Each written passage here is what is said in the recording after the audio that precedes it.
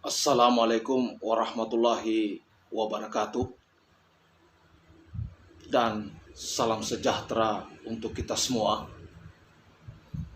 Perkenalkan, nama saya Isman, guru SMA Negeri 7 Palu, sebagai calon guru penggerak angkatan ke-6 tahun 2022. Pada kali ini saya akan menyajikan peran guru penggerak dalam mewujudkan nilai-nilai guru penggerak. Harapan saya, insya Allah, ketika lulus mengikuti program guru penggerak ini, tahun ke depannya akan menjalankan peran saya sebagai guru penggerak dalam menjalankan nilai-nilai guru penggerak sebagai seorang guru yang profesional. Kita tahu bahwa peran guru penggerak itu ada 5, yaitu yang pertama, menjadi pemimpin pembelajaran. Yang kedua, menjadi coach bagi guru lain. Yang ketiga, mendorong kolaborasi. Yang keempat, mewujudkan kepemimpinan murid. Dan yang kelima, menggerakkan komunitas praktisi. Kelima peran ini saling terkait antara satu dengan yang lainnya. Pada kali ini, saya berfokus pada bagian yang ketiga, yaitu peran guru penggerak dalam mendorong kolaborasi, dalam menjalankan nilai-nilai guru penggerak.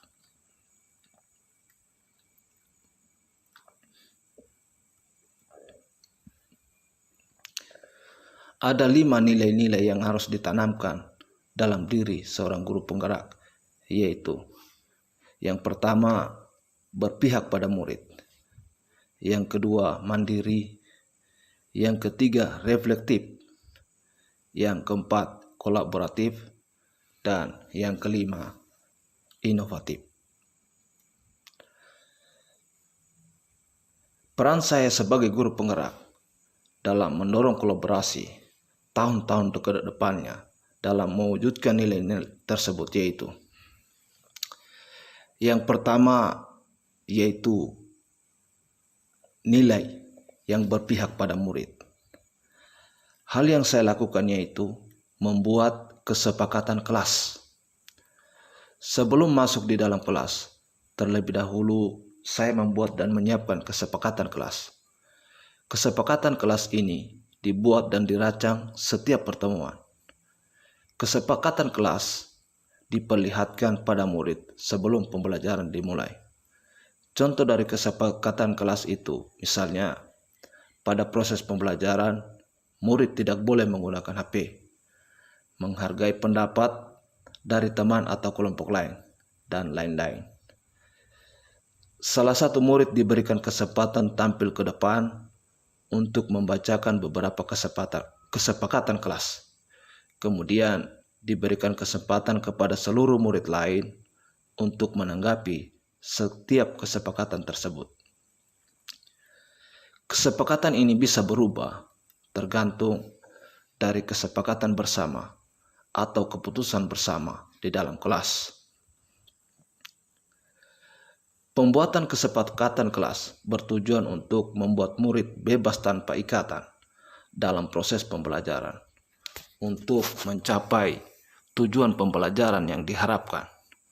Karena kesepakatan ini menjadi sebuah komitmen bersama yang harus dijalankan dalam proses pembelajaran. Adanya komitmen ini memberikan makna kepada murid bahwa dalam proses pembelajaran mereka diberikan kebebasan dalam menentukan komitmen mereka dalam menjalani proses pembelajaran. Membuat kesepakatan kelas merupakan langkah awal dalam melakukan pembelajaran yang berpusat pada murid. Namun, tetap menuntun murid agar tidak menyimpang dari apa yang diharapkan. Kegiatan ini juga harus disosialisasikan terhadap guru lain untuk menjalin kerjasama yang baik dalam melakukan pembelajaran yang berpihak pada murid. Kemudian nilai yang kedua yaitu mandiri.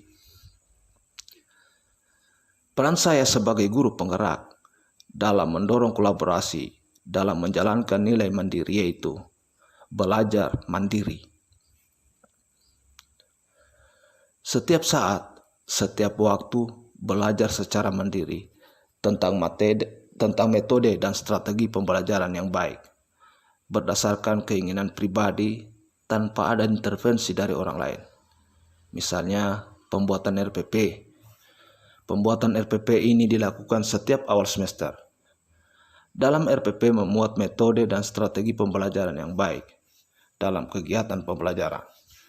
Pembuatan RPP ini tentunya didasarkan pada pengalaman dan pengamatan sebelumnya. Kesadaran diri sebagai guru harus dapat secara mandiri dalam membuat RPP. Dalam RPP harus memuat profil pelajar Pancasila yang ingin dicapai. Salah satu profil pelajar Pancasila tersebut adalah mandiri, di mana murid secara mandiri dapat belajar sesuai dengan harapan dan keinginannya.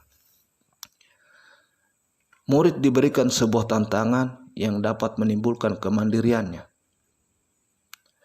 Setelah RPP ini berhasil digunakan sesuai dengan harapan, lalu metode dan strategi pembelajaran yang kita gunakan disosialisasikan dengan rekan guru melalui kolaborasi sehingga dapat menciptakan gerakan ke arah yang lebih baik dalam melakukan pembelajaran untuk mencapai tujuan pembelajaran.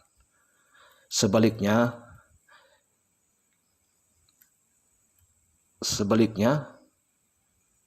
ketika metode dan strategi dalam RPP ini tidak berhasil diterapkan, maka dijadikan sebagai sebuah pengalaman dan secara mandiri memperbaiki kelemahan dari metode tersebut. Selain secara mandiri, dapat juga berkolaborasi dengan teman sejawat untuk mencari informasi tentang metode dan strategi pembelajaran yang lain untuk mencapai tujuan pembelajaran. Selanjutnya yang ketiga, nilai reflektif. Sebagai guru penggerak dalam menjalankan perannya dalam mendorong kolaborasi untuk menjalankan nilai reflektif yaitu evaluasi diri.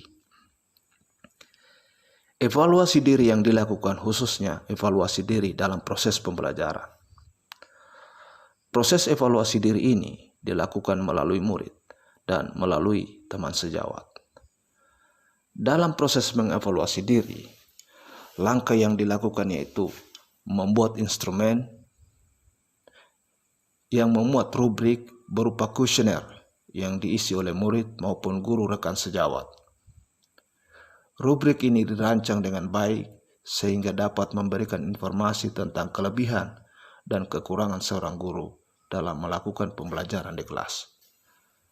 Untuk murid, instrumen evaluasi diri ini dirancang berdasarkan jumlah topik yang ada dalam satu semester. Jika dalam satu semester terdiri dari 3 topik, maka evaluasi diri melalui murid dirancang dan dilakukan sebanyak 3 kali. Kemudian untuk guru atau teman sejawat, instrumen evaluasi diri ini diprogramkan 2 kali dalam satu semester. Tindak lanjut dari hasil evaluasi diri ini dijadikan sebagai acuan dalam perbaikan pembelajaran berikutnya terhadap murid, tentu memberikan dampak yang positif karena mendapatkan kepercayaan dari guru dalam melakukan penilaian proses pembelajaran yang sesuai dengan keinginan mereka, yang dapat membawa dampak positif terhadap murid dan terhadap guru, dapat memberikan motivasi dan pengalaman untuk perbaikan kegiatan pembelajaran berikutnya. Evaluasi ini menjadi pengalaman terbesar dalam melakukan proses pembelajaran. Pengalaman-pengalaman ini dapat dijadikan sebagai bahan informasi bagi rekan sejawat dalam melakukan gerakan perbaikan proses pembelajaran. Pengalaman ini pula dapat dijadikan sebagai bahan dalam berkolaborasi dengan teman sejawat ketika mendapatkan kesulitan dalam melakukan proses pembelajaran. Kemudian nilai yang keempat yang harus dijalankan yaitu nilai kolaboratif. Hal yang harus saya lakukan yaitu diskusi dan kolaborasi dengan rekan MGMP.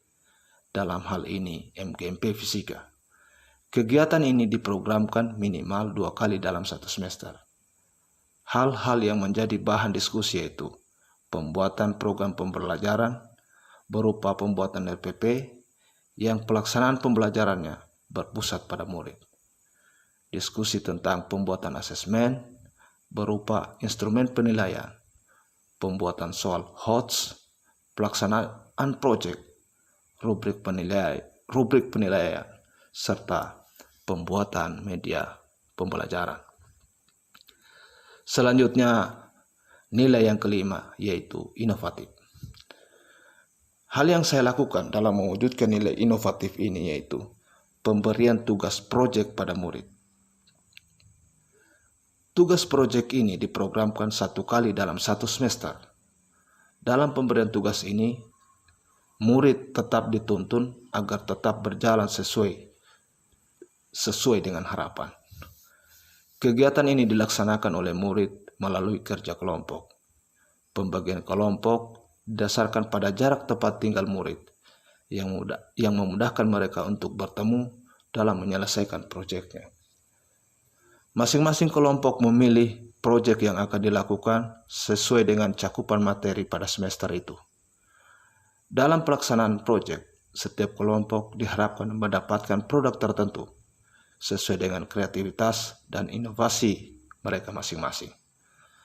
Pemberian proyek ini dapat memberikan dampak positif terhadap murid dalam berkreasi dan berinovasi untuk mendapatkan ide dan gagasan baru tentang perolehan produk mereka. Inilah harapan-harapan yang saya jadikan. Inilah harapan-harapan saya ke depannya untuk menjalankan peran saya sebagai guru penggerak dalam mewujudkan nilai-nilai guru penggerak. Demikian paparan saya. Mohon maaf atas segala kekurangan. Akhir kata saya ucapkan, tetap semangat. Assalamualaikum warahmatullahi wabarakatuh.